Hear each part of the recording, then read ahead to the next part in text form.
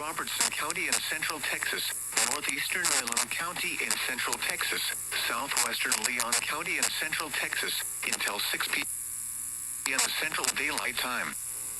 At 5:13 p.m. Central Daylight Time, a severe thunderstorm was located over Hearne, moving southeast at 5 miles per hour. Hazard, 60 miles per hour wind gusts and $half-size hail. Source, radar indicated. Impact, hail damage to vehicles is expected. Expect wind damage to roofs, siding, and trees. This severe thunderstorm will be near Hearne around 5:20 p.m. Central Daylight Time. Other locations impacted by the severe thunderstorm include Mulock, Marquez, Branchville, Easterly, Hilltop Lakes, Flynn, New Baden, Ridge, Jewett, and Benchley. For your protection, get inside a sturdy structure and stay away from windows.